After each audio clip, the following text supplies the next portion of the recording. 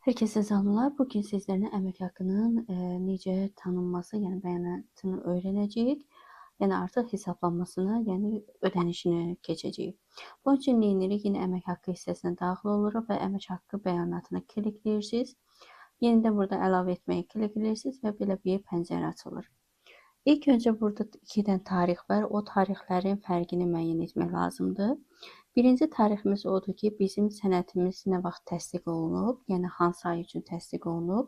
Biz qeyd etdiyimiz kimi bizim tariximiz burada baxsaz, bizim tariximiz ayın 31-nə idi. Ona görə də həmin o tarixi ayın 31-nə yazmaq lazımdır. 01-31-2025. Sonra gəlir ikinci tariximiz. İkinci tariximizə fikir versək, görürük ki, hansı ay üzrə hesablanıb. Görürük ki, ayın 1-nə hesablanıb, yəni 01.01-ə. Ona görə yazırıq 01.01.2025. Bundan sonra gəlir bu təşkilata. Təşkilatımız əgər bir təşkilatla işləyirsinizsə, eyni təşkilatı seçsiniz, yox fərqlidirsə buradan seçə bilərsiniz. Şöbələr də bunu əvvəlki dərsdə qeyd etmişdim. Yəni şöbələrlə istəyirsinizsə tək-tək ödəmək bu şöbələri seçirsiniz. İstəyirsinizsə bütün hamıya, onda heç nə seçmirsiniz. Sonra gəl ödəniş. Ödəniş bunu klikləyəndə 3 düyməni görürsünüz ki, burada ödənişlər var və burada sizə uyğun olanı seçməlisiniz. Bizdə indi əmək haqqıdır deyə əmək haqqını seçirik. Sonra gəlir ödəniş üsulu və burada 2 tip klikləsək 2 tip ödəniş üsulu görərik. Bir var kassa vasitəsilə, yəni nağd ödəniş. Bir də var bank vasitəsilə. Bank vasitəsilə klikləsəz, siz artıq bank vasitəsilə ödəniş edəcəksiniz. Məsuliyyətli şəxs. Məsuliyyətli şəxsiz kimdirsə onu seçirsiniz. Burada 3 düyməni klikləyirsiniz. Kimdirsə onu seçirsiniz. Bizdə indi bir dənə var, o da administrator, o olduğu kimi qalır. Sonra gəlir banka. Bankımızı mütləq seçmək lazımdır. 3 düyməni sıxırsınız və görürsünüz burada kontragent açıldı. Bank açılmadı, çünki onlar bir-birinə əlaqədardır.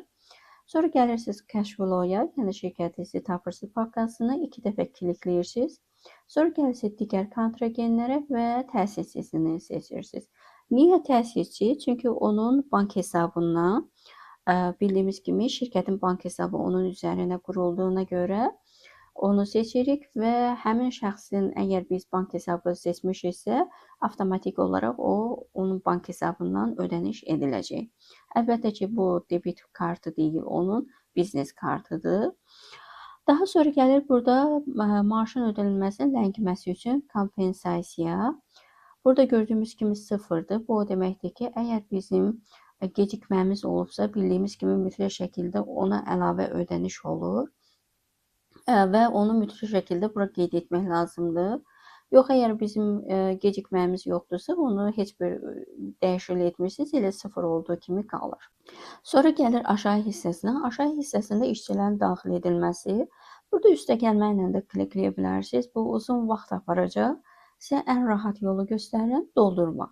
Yuxarı hissədə görürsünüz, doldurmaq var. Bunu klikləyirsiniz və 2 dənə siyahı var. Biri işçilərin siyahısıdır, bir də ayın sonu olan borcdur. İndi bizdə borc kimi hesab olunur. Çünki mən sizə izah etdim ki, orada artıq bir şey bizə borc kimi tanınmışdı. Ona görə də həmin o borc kimini klikləyirsiniz. Gördünüz ki, kimə hansı işçilərə borcumuz varsa, bu tarixdə olan həmin işçilərin elə bir siyahısı düşür. İndi bizdə bir dənə şəxsdir deyə o bir dənə düşdü. Amma diqqət etsək görürsünüz ki, məbləği düşməyib. Niyə? İndi biz onu özümüz əlinə yazaq? Əlbəttə ki, yox. Bir şey bizim əvəzimizə yazacaq, amma necə?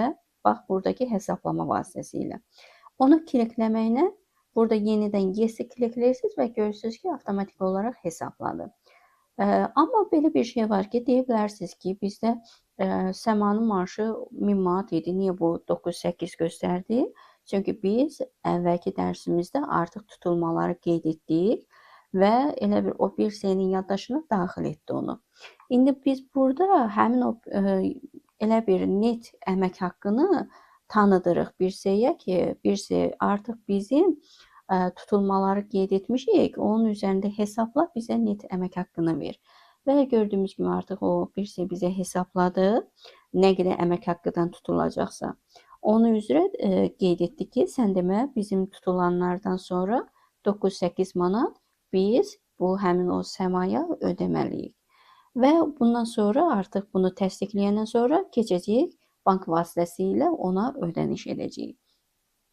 Sonra gəlir şərh hissəsinə. Şərh hissəsində də istəsəniz burada bu hesablanma tarixini klikləyə bilərsiniz, kopya eləyib bura yapışdıra bilərsiniz və yaxud da ki, kimə ödəniş edirsinizsə, Səmaya da bunu da klikləyib, kopya edib, bunu da yenidən burada daxil edə bilərsiniz ki, Səmaya ödənişdir.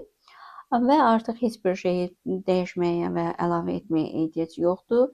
Yenidən qeyd etdiyim kimi OK ilə sıxıb yaddaşa verə bilərsiniz. Sıxırıq və bundan da artıq biz yaddaşa verdik ki, tanıdıq ki, sən demə nə qədər ödəniş edəcəyik, kimə nə qədər ödəniş edəcəyik və indi bunun gəlin detekasına baxaq. Görək ki, indi bu detekası necədir və görürük ki, artıq avtomatik olaraq bizim əvəzimizə tanıdı ki, yenidən eyni səhifə açdı əslində.